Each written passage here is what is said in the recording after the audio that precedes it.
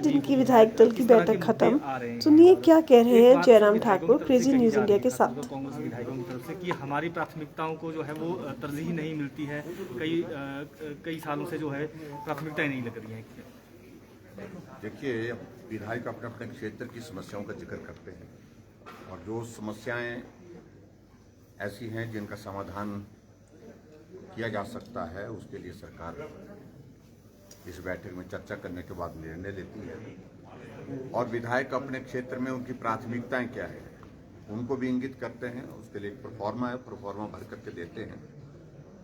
तो ये बैठक का क्रम आज से नहीं, वर्षों से चला हुआ है। मैं 25वीं बार 25 साल से इस एनुअल प्लानिंग की बैठक में हर बार आता हूँ। सभी बातें जो कही जाती हैं उनका समाधान होता है, ऐसा कभी होता नहीं है, संभव नहीं है। लेकिन उसके बावजूद विधायक के प्रमुख मुद्दे अपने क्षेत्र के क्या क्या हैं, ज्वलंत मुद्दे क्या हैं, उनका समाधान करने की दृष्टि से हम उनको प्रायोरिटाइज करते हैं। विधायक को भी हम बोलते हैं कि आप प्रायोरिटाइज करके दीजिए। आपकी सड़कें कौन कौन सी प्राथमिकता की हैं, पानी की स्कीमें कौन कौन सी प्राथमिकता की हैं, इंस्टीट्यूशन की दृष्टि से कौन कौन सी बिल्डिंग्स की आपकी प्राथमिकता है, इन सारी चीज़ों को लेकर के काम करते हैं। और ये भी मैं कहता हूँ, अगर सत्ता पक्ष के विधायकों को 2 सड़कें प्रायोरिटी की मिलती हैं तो विपक्ष के विधायकों को भी 2 सड़कें प्रायोरिटी की मिलती हैं। ये बिल्कुल भी उनका कहना उचित नहीं है। ये उनकी जानकारी के लिए हमने आंकड़ों के साथ बात कही है। जितना पैसा कांग्रेस की सरकार में जब कोविड नहीं था उस वक्त खर्चा जाता था, दिया जाता था विकास के लिए, उससे दुगना विधायक प्राथमिकताओं में हम खर्च कर चुके हैं। इस बात को उनको समझना चाहिए। इसलिए राजनीतिक मकसद की दृष्टि से ही बातें कहते रहना, आंकड़ों पर जमीनी हकीकत है। अंदर विधायक जाकर के कांग्रेस का एक एक विधायक कह करके गया है कि हम आपका धन्यवाद करते हैं, ये सड़क भी बन गई, ये पुल भी बन गया, ये स्कूल का भवन भी बन गया, ये हॉस्पिटल का भवन भी बन गया। सभी बातें कह रहे हैं, रिकॉर्डेड है वो सारी चीजें। तो इसलिए मैं उस पर कुछ ज्यादा टिप्पणी नहीं करना चाहता हूं।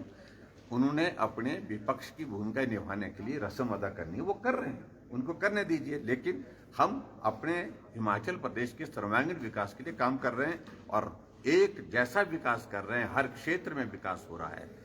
जो कहा जाता है कि हमको काम बताएं, विधायक यहाँ पर आधा घंटे बोलने के बाद 40-45 मिनट बोलने के बाद हमको रोकना पड़ रहा है।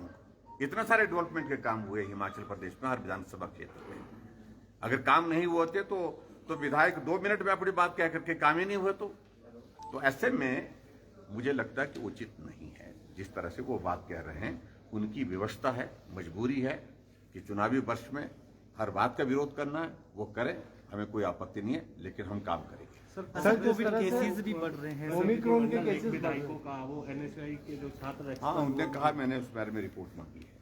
हाँ सर, कोविड केसेस भी बढ़ रहे हैं। केसेस बढ़ रहे हैं, हम बहुत ज्यादा चिंतित हैं और चिंतित होने के साथ साथ में हो सकता है 2-4 दिनों में कुछ और भी हम विचार करें अगर इसी तरह से क्रम बढ़ने का रहा। बॉर्डर पर सख्ती कर सकते हैं। देखिए, बॉर्डर पर सख्ती करने की आज की परिस्थिति रही नहीं। ये परिस्थिति अलग तरह की परिस्थिति है अब के बाद की इस वायरस की। लेकिन हमें इस बात को लेकर थोड़ी चिंता है कि पिछले कल नंबर ऑफ डेथ जो है वो भी बढ़ा है। 6 लोगों की दुखद मृत्यु हुई है, वो हमारे लिए कंसर्न है। तो उसके बारे में हमने डिटेल मांगी है।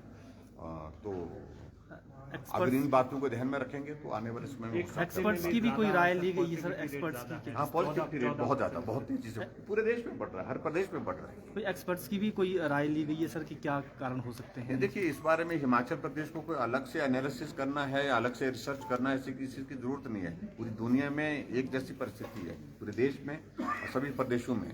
तो इसलिए जो चीजें सब जगह दिख रही उसी के अनुरूप यहाँ पर भी हो रहा है। लेकिन चिंता का विषय निश्चित रूप से है और सावधानी बरतने की जरूरत है। सर, सरकारी लैब्स नहीं है ओमिक्रॉन के स्टेट में और हाँ, इस बात लंबा समय लग जाता है। देखिए, इस सारी चीज को लेकर के अब हमने केंद्र के समक्ष अपना पक्ष रखा है। हम उम्मीद करते हैं कि उसमें जो हम सैंपल भेज रहे हैं उसमें जल्दी उसके रिजल्ट आए। सर, पुलिस पे इवेंट का भी जो इशू चल रहा है, क्या उस पर कोई सोल्यूशन निकालने की तरफ? देखिए, उनसे मेरा इतना ही विनम्र आग्रह है कि एक डिसिप्लिन फोर्स होने के नाते वो संयम रखें। उनकी सारी बातों पर गंभीरता से विचार कर रहे हैं और वो राजनीतिक लोगों के कहने पर और इस भाव के साथ ना लगे और संयम रखें निश्चित रूप से अगर संयम रखेंगे तो अच्छा ही होगा। ठीक है। Thank you.